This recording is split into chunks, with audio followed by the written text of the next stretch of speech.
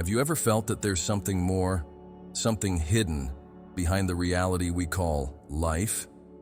As if invisible gears are turning behind the scenes, opening subtle doors that only a few can see?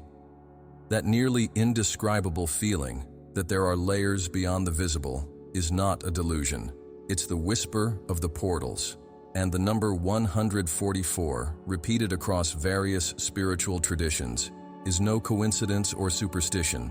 It's a code for something vast, deep, and surprisingly accessible. What you're about to hear might transform the way you understand your very existence.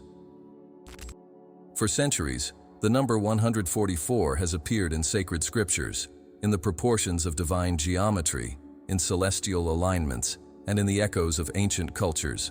But why? Why exactly 144? And more importantly, what are spiritual portals? Do they really exist?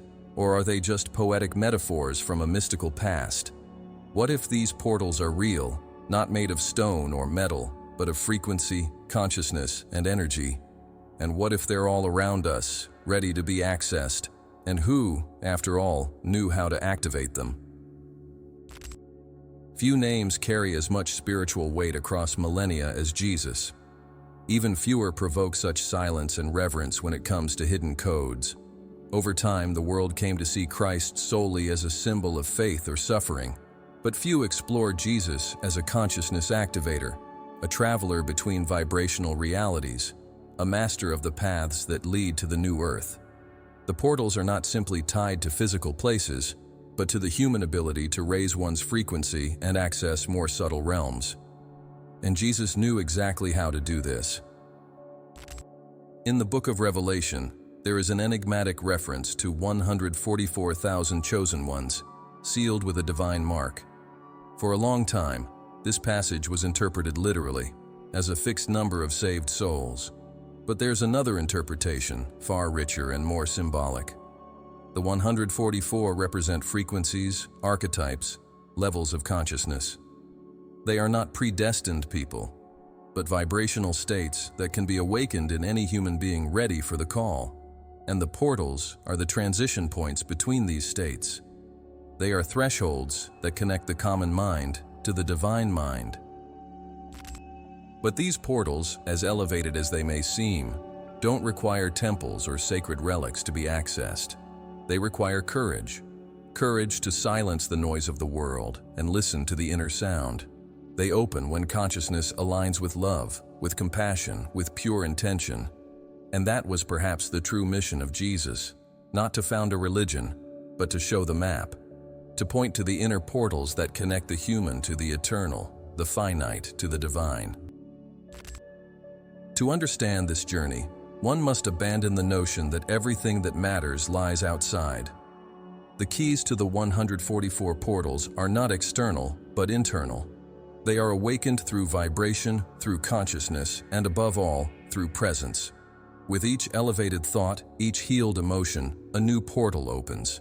And Jesus, deeply familiar with this spiritual mechanism, spoke in code, teaching through parables, metaphors, and symbolic actions. He knew many wouldn't understand immediately, but he was speaking to the future, to now. Many earlier masters also touched on these mysteries.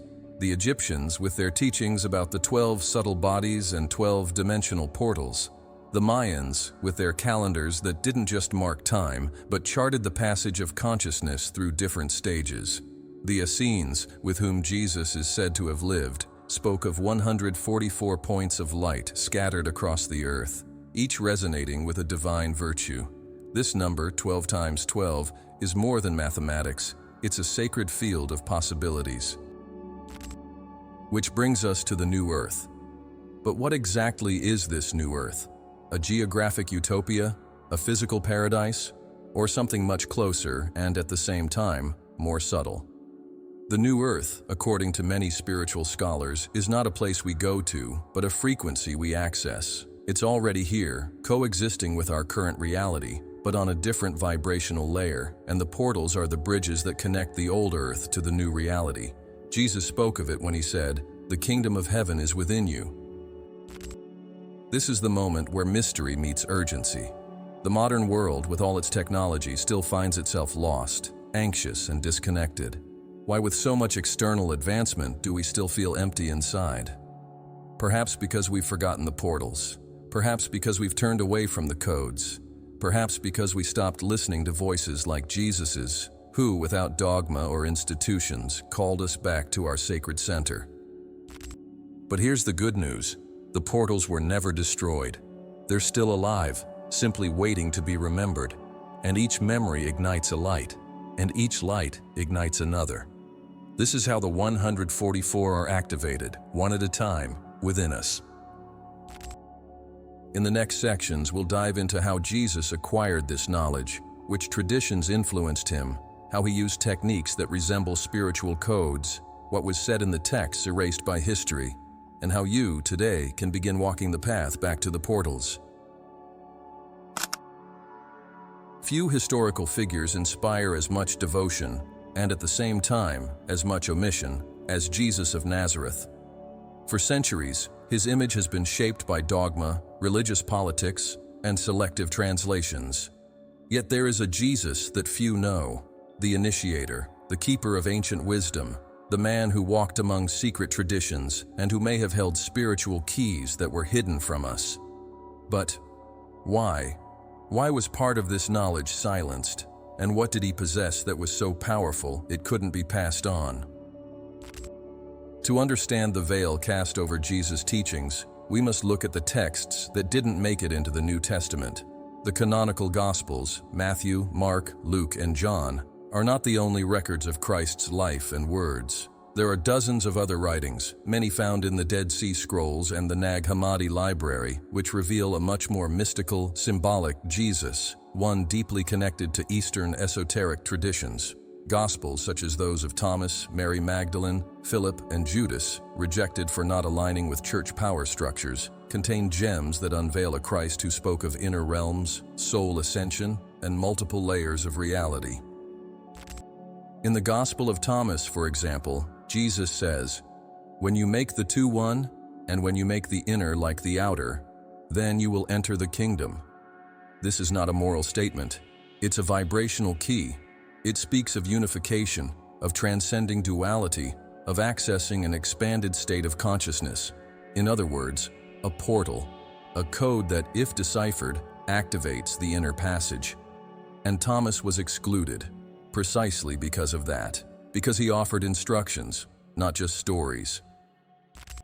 Jesus lived among the Essenes, an ascetic and deeply spiritual community on the shores of the Dead Sea. These men and women studied astrology, alchemy, sacred geometry, and the energetic anatomy of the human body. They spoke of the tree of life not as a symbol, but as an inner structure of the self. They divided the human being into layers: physical body, etheric body, astral body, mental body, and saw purification as a means to open subtle passages to the divine. It was in this environment that Jesus was raised. Not in an ordinary village, he was being prepared. It's important to understand that Jesus didn't emerge like a leaf in the wind. His coming was foretold by various traditions, both within and beyond Judaism.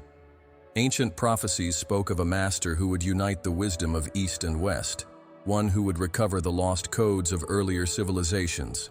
And instead of founding a religion, he would serve as an activator of new consciousness. In this context, Jesus connects with Egyptian, Hindu, Buddhist wisdom, and even the Atlantean and Lemurian lineages, which spoke of the coming of a being of light who would reopen humanity's fallen portals. Jesus' connection to Kabbalah is also remarkable. The Tree of Life, a central structure in Jewish mysticism, represents the 10 sephirot, or spheres, of consciousness, unfolding into 22 paths, totaling 32 structures.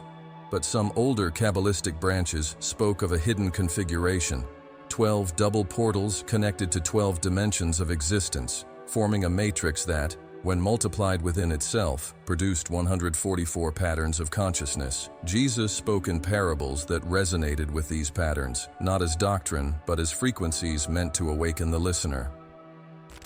In the Dead Sea Scrolls, there are references to a teacher of righteousness, a messenger who would bring alignment between worlds. Though scholars differ, many see evidence there of Jesus' preparation by a community that sought to reconnect humanity with the stars. They believed Earth contained energy points connected to the cosmos, and that certain souls came to reignite this dormant grid. The practices of silence, fasting, and deep meditation that Jesus followed weren't just for self-knowledge, they were intended to access these interdimensional points. Another rarely mentioned point is the time Jesus spent in Egypt, and possibly in India, according to some hidden records preserved by Tibetan masters. These travels were not merely exile, they were initiations. In Egypt, he is said to have studied with priests who guarded the secrets of vibrational resurrection, not a mere return to the body, but an ascension from one vibrational level to another, transmuting matter through light. In India, he may have studied with masters who taught the science of prana, chakras, and transcendental meditation. It's no coincidence that his teachings resemble those of Krishna or Buddha. Jesus once said, "Truly I tell you, greater works than these shall you do." This is not a metaphor. It is a call to activate our latent potential.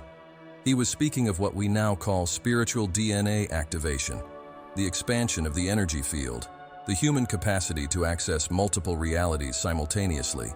He demonstrated these abilities: healing with touch, walking on water, transfiguration, not as magic, but as mastery over higher laws.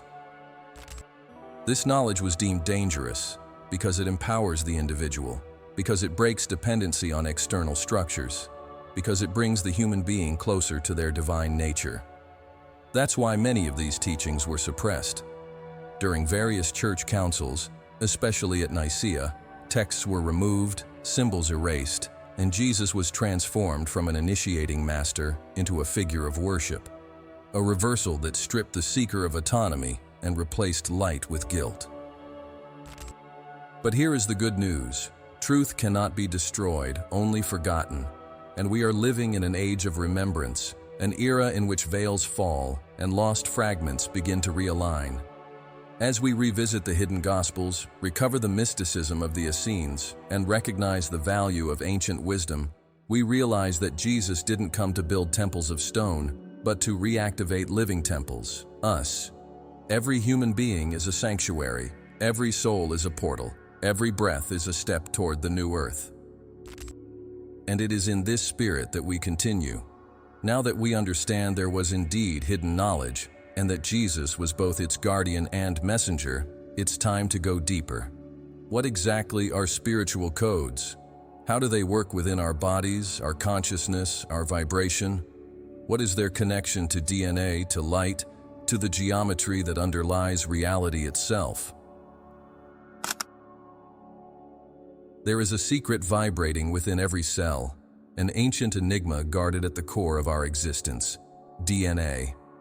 For a long time, science saw it only as a biological manual, a set of instructions defining our appearance, health, and heritage. But there is a deeper layer, overlooked by traditional lenses: DNA as a spiritual mirror, a sacred codex that not only holds genetic information, but also stores soul records, dimensional portals, and divine frequencies. Jesus knew this. He accessed these records not through technology, but through pure consciousness. The idea of spiritual codes may seem abstract at first, but look at the universe. It is held together by patterns. Music, mathematics, nature, they all obey codes, vibrations. Flowers grow in Fibonacci spirals. Galaxies spin in harmonic proportions. Atoms vibrate. If the universe is code, why would we be any different? What if, beyond physical appearance, our true identity was made of vibrational signatures? That's exactly what ancient traditions, including those that influenced Jesus, affirmed. We are coded beings in the process of activation. These codes are like dormant seeds within the spiritual DNA. And when I speak of spiritual DNA, I'm not just referring to what's visible under a microscope. Science recognizes 2 strands, but esoteric traditions speak of 12. And others, even deeper, describe 144 primordial frequencies connected to those strands. Each of these invisible filaments is a bridge between the human and the divine. They are not only within us, they surround us, forming our energetic field, which can be felt, expanded, and transmuted. For centuries, the idea of spiritual DNA was ridiculed or ignored. But today, with advances in quantum physics, epigenetics, and vibrational neuroscience, we are beginning to understand that consciousness influences matter, that the observer affects the observed, that intention changes cellular behavior, and that there are layers of information beyond the physical, as if the body were a temple with many chambers, and we've only explored the atrium. Jesus walked through every corridor. He was an activator. He didn't just teach, he radiated frequency. In hidden texts, we find powerful clues. In the Gospel of Philip, Jesus speaks of the need to be reborn in spirit, a rebirth that is not merely symbolic, but literal at the vibrational level. This directly refers to the activation of inner codes, to the awakening of aspects of the soul that remain dormant until the right frequency brings them to life. Just like certain seeds only sprout when they receive light and water, our codes only awaken when consciousness reaches certain states: unconditional love, inner silence, surrender, deep gratitude. But where do these codes come from? Many spiritual scholars and channelers claim they originate from the stars, that our DNA holds cosmic signatures from ancient civilizations, Pleiadians, Sirians, Arcturians, and others who helped seed life on Earth. These beings are said to have left vibrational imprints in our energy field, which can be reactivated through sound, light, geometry, and pure intention. Jesus may have been one of these channels, a being who incarnated with all strands activated, or at least in a continuous process of activation. This would explain why he had access to parallel realities, why he transfigured, why his presence triggered altered states in those nearby. It wasn't just faith, it was frequency, a field so elevated that it resonated with the codes of those who were ready. It was as if he spoke directly to people's DNA, reminding them of who they truly were. That's why some followed him immediately. It wasn't persuasion, it was recognition. And these codes are not passive, waiting for some external master. They respond to our inner state. Deep meditation, harmonic sounds, exposure to sacred geometric fields, conscious fasting, spiritual ecstasy, these are all activators. When someone vibrates in pure love, without attachment, without judgment, they begin to awaken these codes. They feel warmth, visions, intuition, reconnection with forgotten parts of themselves. Many call this a spiritual download, but in truth, it is an unlocking of what was already there, waiting for the right frequency. The concept of 144 spiritual codes fits here as a matrix of possibilities. They are like internal portals, each linked to a virtue, a memory, a forgotten capacity. Each time one of these codes is activated, your reality shifts. Not because the external world changes, but because your internal field aligns with a higher layer of creation. You step out of the cycle of repetition, fear, and scarcity, and into a new resonance where miracles are natural. Because a miracle is simply what lies beyond the veil of unconsciousness. Jesus called this the kingdom of heaven, not as a place, but as a vibrational state. He said, "The kingdom of God is within you." That is literal. He knew every human being contains internal portals that, once accessed, completely transform the experience of life. These portals are the codes, and the awakening of the codes is the building of the new earth. An earth where reality is co-created not by the ego, but by the soul. Where the laws are resonance, transparency, abundance, and unconditional love. Science is beginning to touch this realm. Bruce Lipton, through epigenetics, showed that our thoughts change DNA behavior. Greg Braden has bridged science and spirituality, showing that emotions like gratitude and compassion reorganize our electromagnetic field. But Jesus was already living this 2,000 years ago. He was, in a sense, living proof that human beings have access to a higher reality, if they know how to activate their own codes. Now that we understand what these spiritual codes are and how they interact with our cosmic DNA, one fundamental question remains. How do these codes connect to the number 144? Why does this number appear so often in sacred texts, prophecies, and the mathematical patterns of the universe? What does it represent in terms of frequency, geometry, and the structure of reality? In a universe governed by patterns, the number 144 does not appear by chance. It vibrates like a sacred signature inscribed in the gears of time, in the soul's genetic code, and in the structures of reality. When we see this number in scripture, geometry, or even music, we are not looking at symbolic coincidences. We are witnessing vibrational portals. Every number carries a frequency, and the frequency of 144 is one of the most complex and powerful. It represents total alignment, the convergence of cosmic order with awakened consciousness. Jesus knew this. The sacred texts knew it. Earth is infused with it. Let's begin with its hidden mathematics. 12 times 12 equals 144. The number 12 appears in nearly every spiritual tradition as a symbol of completeness and cosmic structure. 12 apostles, 12 tribes of Israel, 12 zodiac signs, 12 months of the year, 12 gates of the celestial Jerusalem described in Revelation. And when we multiply this number by itself, we get the expansion of divine order in all directions, the micro reflecting the macro. The 144 thus represents an interdimensional grid, a network of consciousness that sustains the creation of the new earth. Revelation mentions 144,000 sealed ones, and for centuries this sparked confusion. Many took this number literally, believing only this specific group would be saved. But when we read with spiritual eyes, we understand it is not about exclusion, but initiation. The 144,000 represent the living archetypes of awakened consciousness. Each carries a frequency that can be embodied by any human in harmony with the purpose of creation. They are 144 virtues, 144 aspects of divine love, 144 ways to reflect the original light. In the field of sacred geometry, 144 appears as the crystalline structure of reality. Many researchers have noted that Earth's energy grids, known as ley lines, align at points repeating the pattern of 12 major nodes connected by multiple angles which, when added into three-dimensional structures, form vibrational meshes that replicate in sequences based on 144. This pattern also appears in pyramids, stone circles, and crop circles. There is an organizing intelligence building the universe through this mathematical harmony. Astrologically, we have the 12 zodiac signs and their 12 houses. Multiplied, we get 144 archetypal positions, each one representing a facet of being.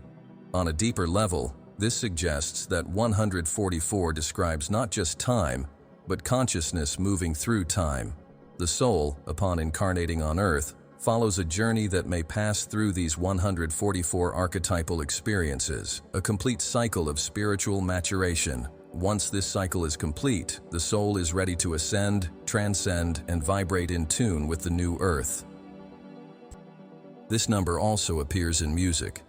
The frequency of 144 Hz is considered by some sound therapists to be a harmonic healing vibration.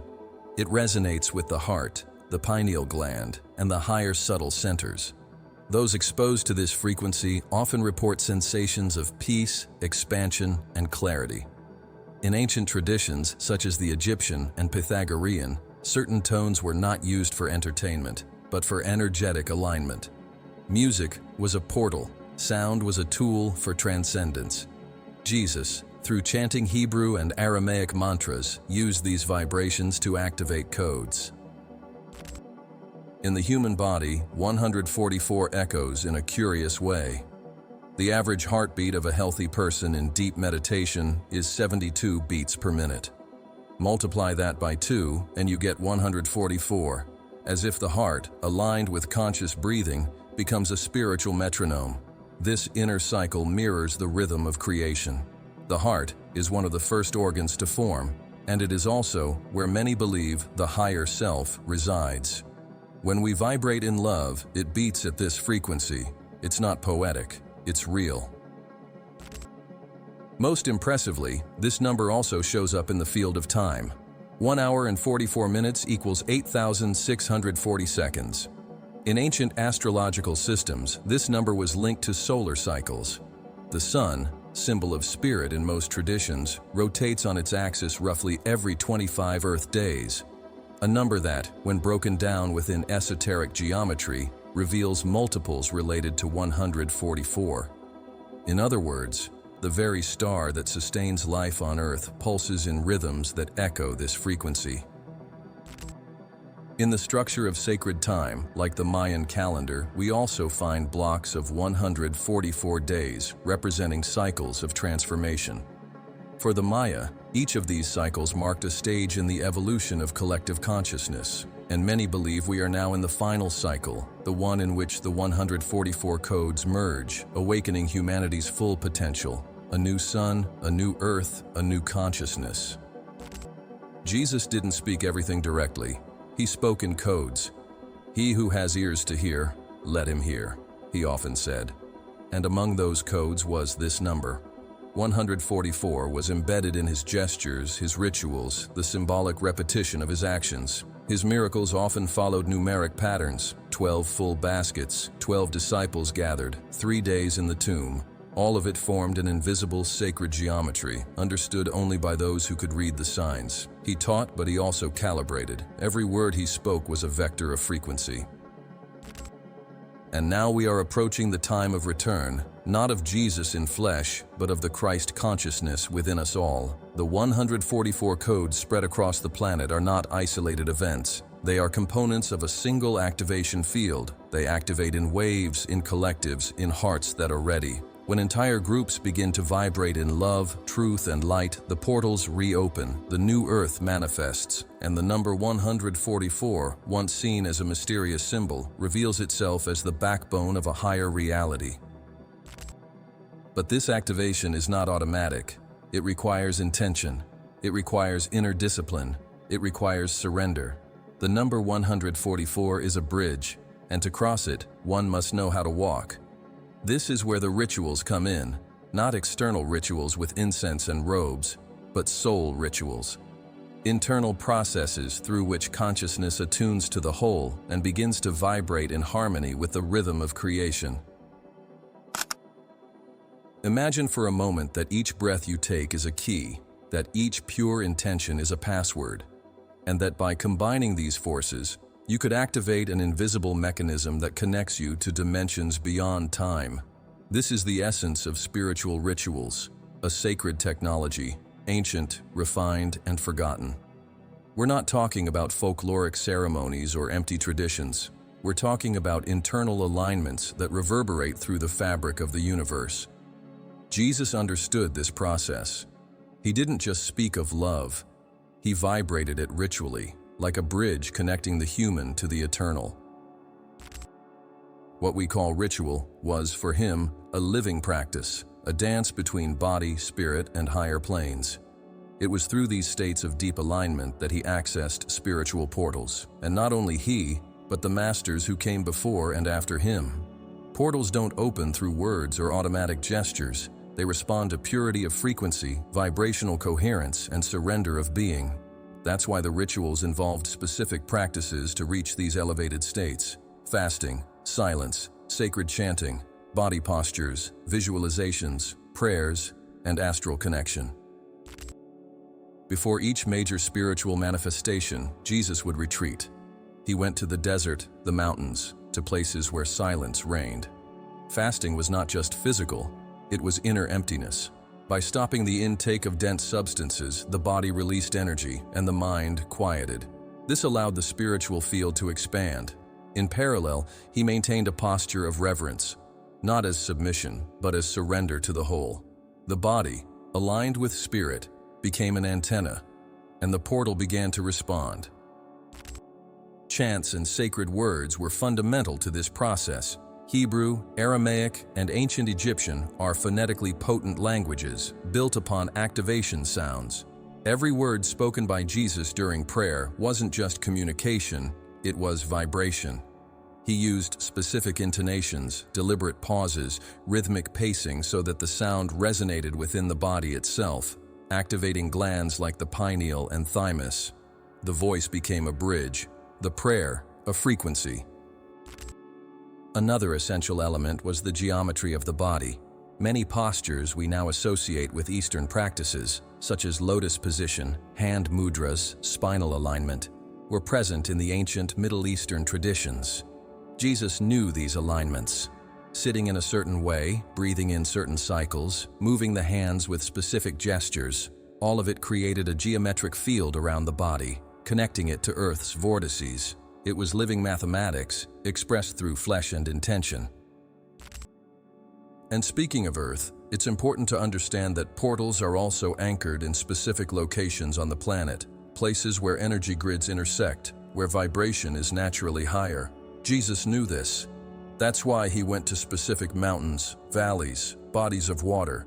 Each place had its own energetic signature, and there, with the body pure, the mind silent, and the heart in love, he accessed parallel realities.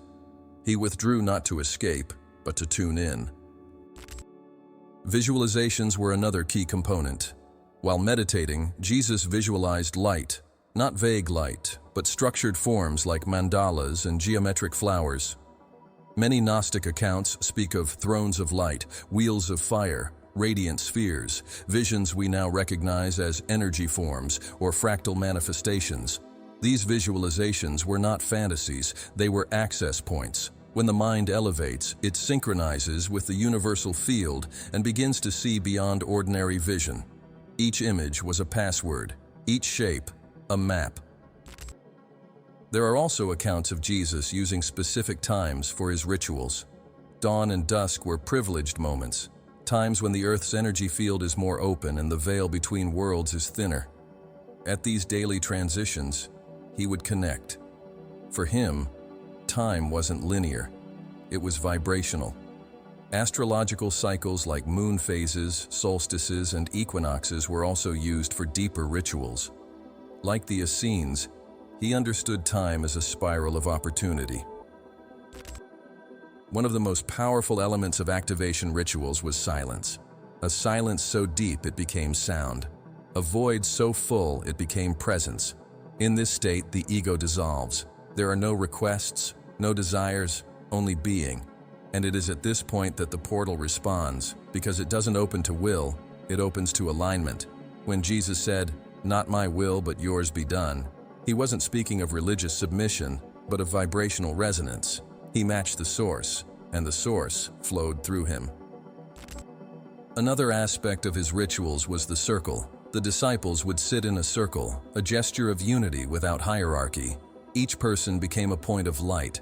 Together they formed a living mandala. This created a collective field, a networked portal, that amplified the energy and made it easier to access higher dimensions. That's why many masters from different traditions gather in circles to meditate or celebrate.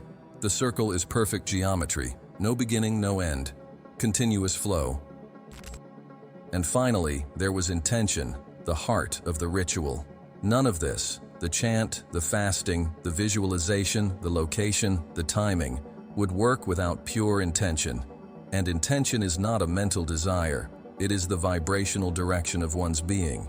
When Jesus healed, he did not ask, he affirmed, "Your faith has made you whole, rise and walk."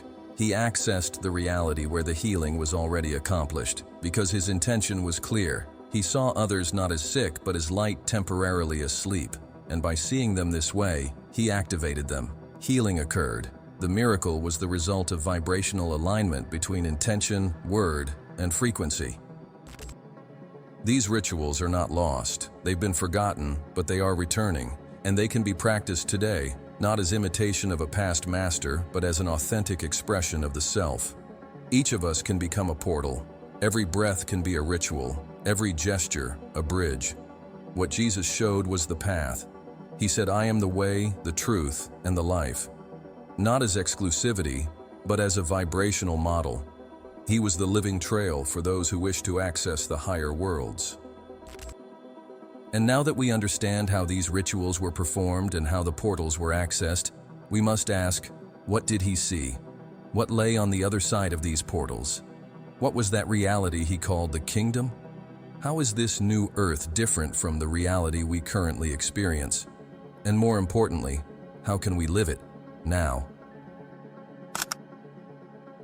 Humanity has always dreamed of a better world, a time of peace, unity, and abundance. In religion, it was called paradise. In philosophy, utopia. In spiritual science, we call it the new earth. But what few realize is that this promised future, so distant in linear thinking, is actually already unfolding now. And Jesus, 2,000 years ago, was already speaking of it. Not in plain words, but in codes. Not as a prediction, but as a vibrational invitation. The new earth to him was a vibrational reality accessible to those who transcended the veil of duality. When Jesus said, "The kingdom of heaven is within you," he wasn't referring to a physical place in the afterlife, nor to a literal heaven among the clouds. He was pointing to a state of being, a field of consciousness that coexists with this reality, but on a higher frequency. It is a level of existence where fear does not operate, where the ego does not rule, where separation dissolves. Jesus already dwelled in this state, and everything he did, every healing, miracle, and teaching came from that inner place. The new earth is not a destination, it is a vibration. Most people live trapped in a dense perception of reality, conditioned by linear time, scarcity, pain, and karmic repetition. It's as if they live in a closed layer of reality where everything seems to repeat. But above this layer, there is another, and another, and another. The new earth exists in one of these higher layers. It will not replace the old earth like a change of scenery. It will coexist, accessible only to those who have aligned internally with the new frequency of creation. And what defines this new frequency? Love. Simple, pure, unconditional love. But not love as a shallow emotion. Love as the structure of reality. Love is the energy of cohesion, creation, and truth. In the new earth, actions are not driven by need or ambition, but by purpose. There is no desire to dominate, but to cooperate. The ego is not served, the whole is. Jesus lived this frequency constantly. That's why the world around him seemed to yield. He was not limited by the laws that govern ordinary matter, because he operated within the physics of the new earth. In many of his teachings, there are references to this new world. He spoke of a new heaven and a new earth, where there will be no more weeping or pain. These are symbolic images. They represent the transition of human consciousness from a fragmented state to a state of unity, where suffering ends because there is no more resistance, where pain ceases because the mind is free, where life is no longer fought against, but flowed with. Jesus taught this when he said, "Do not worry about tomorrow." He knew the new earth does not require control, it requires presence. And that presence is only possible when the mind quiets. Mental noise keeps us anchored to the old earth. Judgments, fears, traumatic memories, compulsive desires, all of these bind the soul to a lower vibrational plane. To access the new earth, one must release those ties. That's why Jesus spoke so often of forgiveness. Forgiveness is not just a moral act. It's a vibrational realignment. It clears the field so the soul can rise. It is the frequency of non-attachment that connects us to the higher portals. In the new earth, spiritual codes become natural. They no longer need to be activated through effort. They flow. Intuition becomes clear. Connection with the whole is constant. Synchronicities multiply. Time behaves fluidly, no longer as a line, but as a spiral of possibilities. Emotions stabilize, health balances, relationships become conscious mirrors, no longer unconscious games of lack. Everything vibrates in coherence, everything pulses in love. Many think this is utopia or fantasy, but it's not. It is simply applied spiritual quantum physics. Just as radio waves coexist without interfering with one another, so do planes of reality.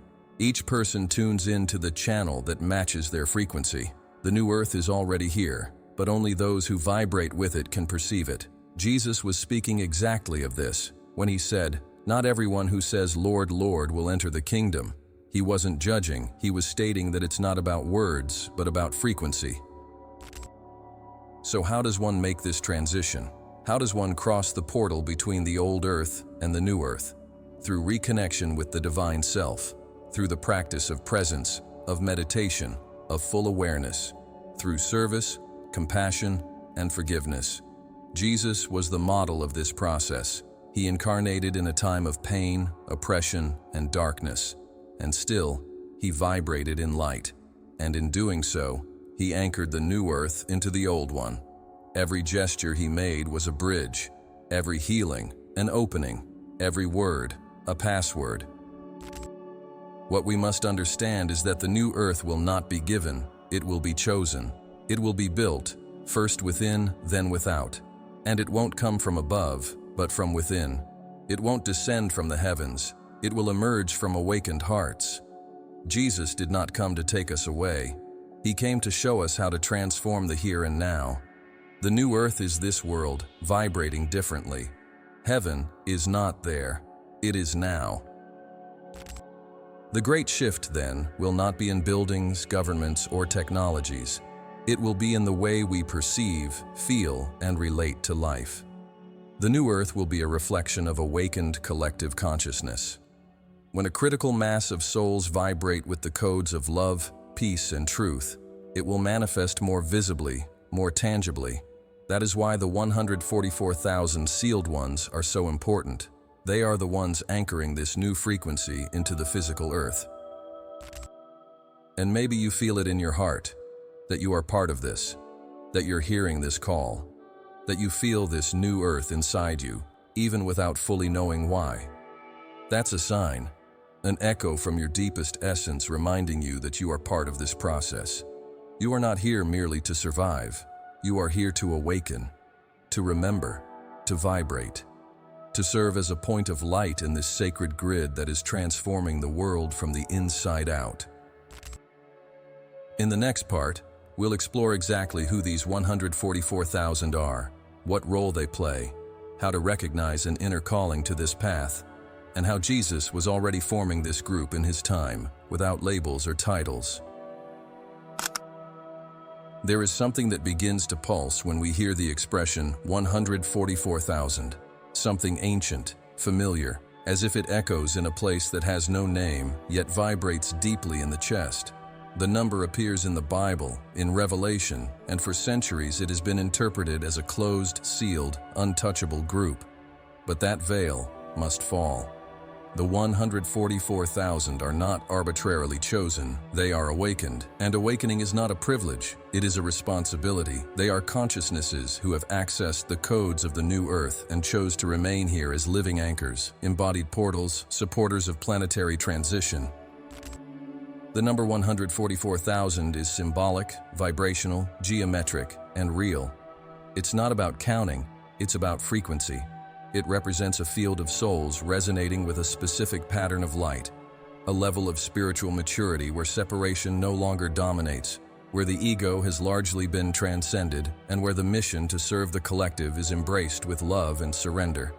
Each of these souls is like a point of light in Earth's energy grid, and as those points light up, they begin to connect, forming a living network of activation. Jesus knew this. And long before the term existed, he was already gathering people around this vibration, not through words, but through presence. Where he was, the codes awakened. It wasn't just what he said, it was what he radiated. He recognized a different light in some people's eyes, a hunger for truth, a discomfort with the world, a longing for something they couldn't name. These were the signs. And he called them, not to worship, but to prepare. The apostles, the disciples, those who followed him, many carried this frequency. Some knew it, others simply felt it. But that calling didn't stop back then. It echoes to this day. All over the world, ordinary men and women have been hearing this whisper. It doesn't come as a voice. It comes as a soul-deep urgency, a desire to change everything, an existential crisis that dismantles the old self.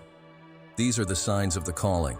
The 144,000 are not special by origin. They are special by choice. They chose to awaken. They chose to remember. They chose to serve. This group doesn't dress the same, doesn't follow the same teacher, doesn't carry a spiritual title. They are scattered. Many don't even recognize themselves yet. Others have already united.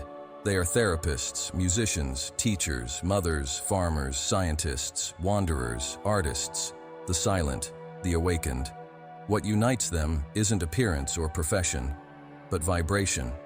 They carry in their hearts the same fire, to transform the world not by force, but by frequency.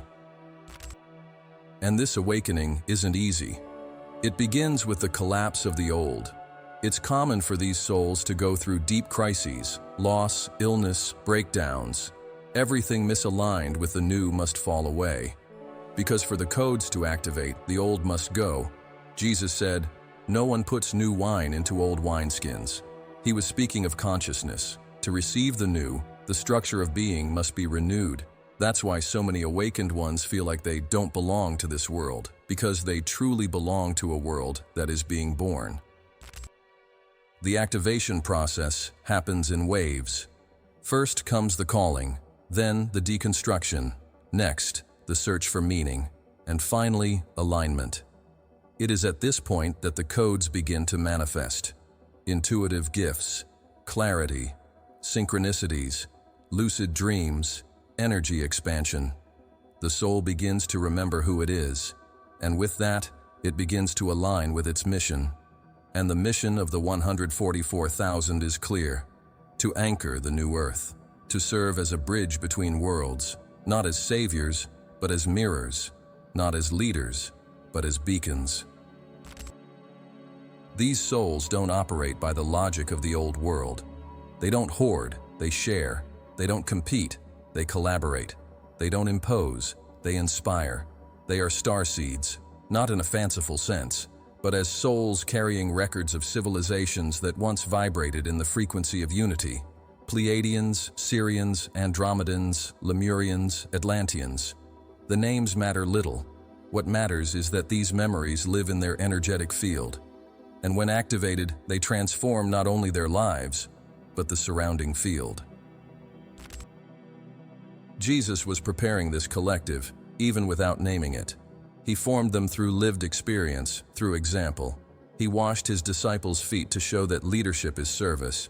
He dined with sinners to show that no one is excluded. He withdrew to teach the value of silence. Every gesture was a code, every choice, a living teaching. And these teachings are returning now, not as religion, but as pure frequency. The collective awakening is inevitable. More and more people are breaking free from the mental system of fear and scarcity. They're feeling an inner call to change, to heal, to expand. This is the 144,000 field activating. And as that field strengthens, it begins to influence everything: politics, economy, education, health. Because the true revolution is vibrational. When the critical mass shifts, reality transforms. And perhaps you are one of them. If you feel there is something greater, if you question your purpose, if you thirst for truth, if you long to serve, not just survive, then there's a strong chance you are one of these living pillars. You don't need external confirmation. The soul knows, and when it recognizes this calling, it begins to act. Not out of obligation, but by inner compulsion. It's natural. Light doesn't need to be forced. When the time comes, it ignites. What matters now is not to doubt. The old world is collapsing, and that is necessary. Darkness screams when it's dying. But the new earth has already been born, and it needs builders, not saviors, but sustainers. Men and women who hold the high frequency, even in chaos. Who love, even when misunderstood. Who heal, even when attacked. Who shine, even in silence. Jesus left this legacy, not as a monument, but as a living code, and he continues to vibrate in every being who chooses this path. He said, "You are the light of the world," and he meant it. It wasn't flattery, it was activation. It was a subtle call to the army of light, not armed with swords, but with compassion. In the next part, we will reveal how you can, here and now, activate the spiritual codes within yourself. What practices, what attitudes, what states of consciousness align you with this divine network? Are you ready to receive this inner activation map? Knowing that spiritual codes exist is powerful. Understanding that a new earth is waiting to be vibrated already awakens hope. But none of it has real effect unless it is lived, felt, and embodied. This is where everything changes. Because activation is not a distant event, nor a miracle granted to a chosen few. It is a continuous choice, a silent practice that transforms the ordinary into the sacred. And it doesn't require temples or gurus, it requires presence. The soul doesn't long for concepts, it longs for vibration. And the codes ignite in the body and energy field through simple yet profound practices. The first of these is conscious breathing. The breath is the entry point of spirit into matter. It is how light anchors in the body. Breath is the bridge between the unconscious and the conscious, between fear and presence. When we breathe with intention, we activate subtle energy centers that were dormant. A simple pattern: inhale for 4 seconds, hold for 4, exhale for 4, remain empty for 4, the so-called divine square. This practice stabilizes the energy field and realigns the nervous system, preparing the body to receive higher vibrational codes. Next is the meditation of absolute silence. There is no sound more powerful than inner silence. It is in silence that the soul hears itself, and it is in silence that the channel of communication with the divine opens. Just 5 minutes a day is enough to begin. No complex technique is needed. Only presence, silence, closed eyes, and an open heart. At first, the mind will resist, but with practice, the field clears. As mental noise subsides, intuition arises, insights, visions, and spontaneous activations of remembrance. Another portal of activation is deep gratitude, but not automatic gratitude, transformative gratitude. When we feel true gratitude for something, even something small, we vibrate in a frequency of expansion. The heart opens, and the thymus gland, the center of love and immunity, is awakened. The practice is simple. Before sleeping and upon waking, feel gratitude for 3 things. Don't think, feel. This vibration is compatible with the spiritual codes. The more gratitude, the more doors open. The universe responds to resonance. Conscious creative visualization is one of the oldest and most powerful tools of spiritual activation. It's not about imagining to escape reality, it's about seeing with the eyes of the soul to reshape reality. Close your eyes, breathe, and visualize golden light flowing through the top of your head, descending through your body, filling every cell. Visualize your energy centers, chakras, as bright spheres spinning in harmony. Imagine yourself surrounded by a violet spiral of light that cleanses, purifies, transforms. Do this for a few minutes. Visualization sends signals to the quantum field, and the field responds. Another essential practice is sacred sound. Vibrational sound shapes reality. Mantras, devotional chants, Aramaic and Hebrew tones, or even harmonic sounds can activate specific regions of the brain and the subtle body. The mantra, Yeshua, for example, resonates with the frequency of the inner Christ. Chanting with the heart opens portals in the body and aura. The sound, Om, activates the pineal gland and the toroidal field. Singing with intention is a way to tune into the divine matrix. Sound organizes internal chaos and prepares the being to receive codes. Vibrational nutrition also plays a fundamental role. Not as dogma, but as a conscious choice. Living, fresh, colorful foods that come from the earth with little processing elevate cellular vibration. What we put in our body becomes part of our field. Fruits, vegetables, grains, seeds carry cosmic information. When we eat with awareness and gratitude, we open portals in the digestive system, a spiritual center often overlooked. The womb is a temple, and within it resides ancient wisdom tied to the codes of creation. Another transformative practice is connection with living nature. Trees, rivers, mountains, stones, and the soil itself vibrate with primordial codes. Nature is a silent teacher, sitting at the base of a tree, walking barefoot on the earth, touching a flower with reverence, looking at the sky with presence. All of this reconnects us to the original web of creation. Nature doesn't need to be healed, it heals. And when we align with its frequency, it returns us to sacred form. The portals open in natural places. They are still active. We simply need to listen. Practicing selfless service is also a powerful way to activate the codes. When we serve others without expecting anything in return, we vibrate in the Christ field. Pure compassion dissolves the ego and activates higher layers of the energy field. Visiting someone in pain, listening without judgment, giving with love, embracing with presence. These simple acts unlock deep codes. Jesus said, "The greatest among you will be the one who serves." He knew that service is the purest form of expansion. It is love in motion. And we must not forget daily sacred intention. Every morning upon waking, declare with your heart, "Today I choose to vibrate in truth, in light, in love. Today I choose to be a channel of the new earth." This type of intention creates a vibrational path that guides your choices and thoughts throughout the day. It's like programming your field to resonate with the right codes. The word, when charged with pure intention, creates reality. That's how the world was created. Let there be light. And that's how we recreate our reality, one choice at a time.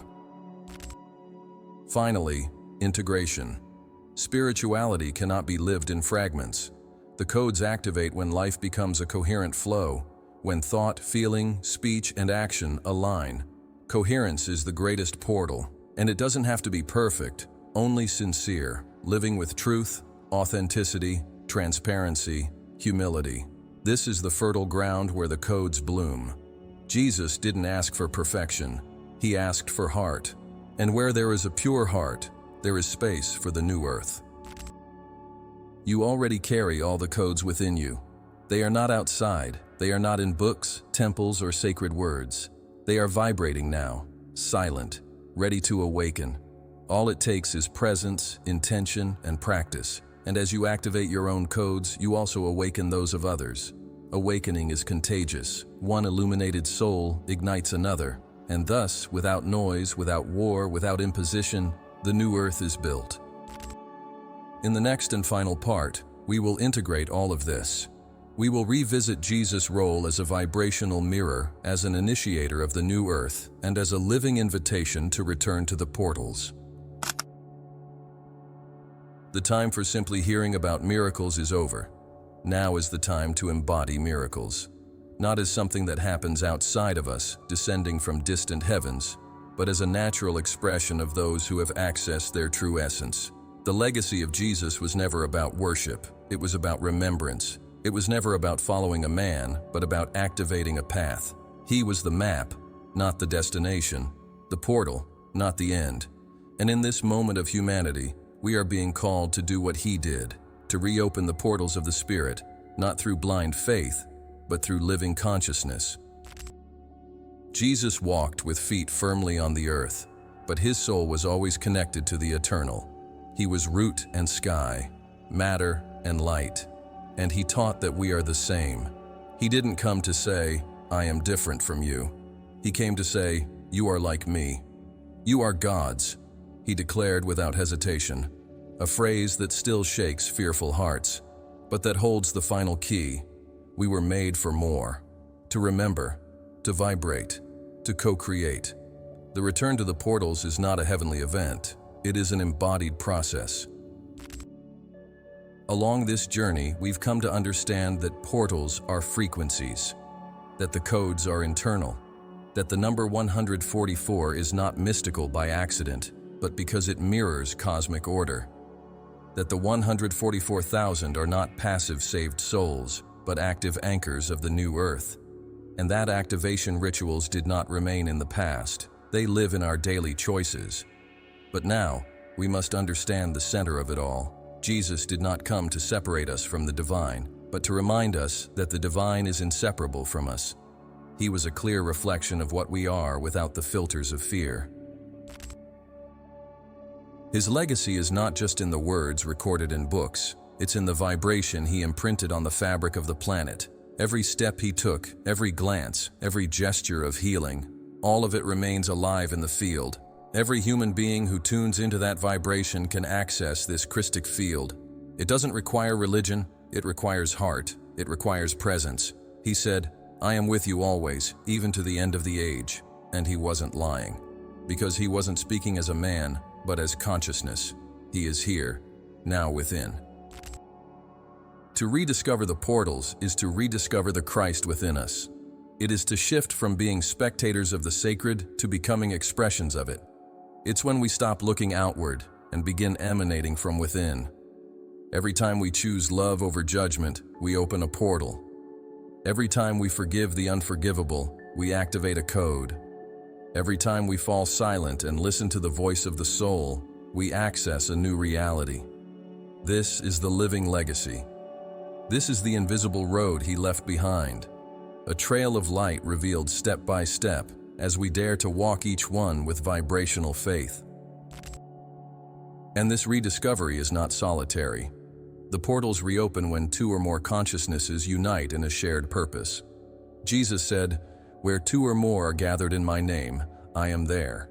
The name he refers to is not a sound, it is a frequency. To be in his name is to be in his vibration, and that vibration is love, compassion, courage, integrity. When we vibrate in Christ, we become Christ. And when two or more do this together, the grid of the new earth strengthens. This is the new calling, not to build temples of stone, but to become living temples, not to follow dogma, but to embody virtues, not to wait for paradise, but to bring it into existence. The new earth is already pulsing, and Jesus was the vibrational forerunner of this birth. He planted the seeds. Now we are the ones who water them, and each of our actions, when conscious, is a ray of light piercing through the darkness of the old world. The rediscovery of the portals is the return to the inner home. It is to know we were never separate, that we were never cast out of Eden. We simply forgot it was always within. Now we know, now we feel, now is the time to act, not with haste, not with fear, but with truth. The new earth is born from the inside out, one soul, step at a time. It will not be televised. It will not be imposed. It will be perceived by those who have activated their codes, by those who breathe light in the midst of darkness, by those who choose to be living portals in a world that still doubts. The new earth is a vibrational reality built through subtle and courageous choices. Forgiveness as practice, silence as temple, listening as bridge, the body as altar, the soul as map. Jesus, the first of the awakened portals, already showed us how it's done. Now it's our turn. Now it's your turn. Vibrate, serve, remember. The prophecy is not about the end of the world, it's about the end of illusion. The portal is open. The path is alive. Are you ready to cross? Now it's your turn, unfettered mind. If this message touched something deep within you, share in the comments below. Which spiritual code do you feel is awakening in your life right now? Do you feel you are one of those who came to anchor the new earth? Let's manifest this new era together in the comments. Every word you write is a vibrational echo that strengthens the collective field. Your expression is part of the activation. And remember, you are not alone. We are a living network of awakened consciousness. We are minds unfettered, liberated minds who choose to live now with presence, with purpose, and with soul. And if you feel there's still more to remember, you're right. Jesus didn't just open the portals, he left a secret map for enlightenment. Click the video on your screen now and continue the journey with the next revelation. The Book of 33 Steps, the hidden map, Jesus left for enlightenment. The path continues, and the next key awaits you.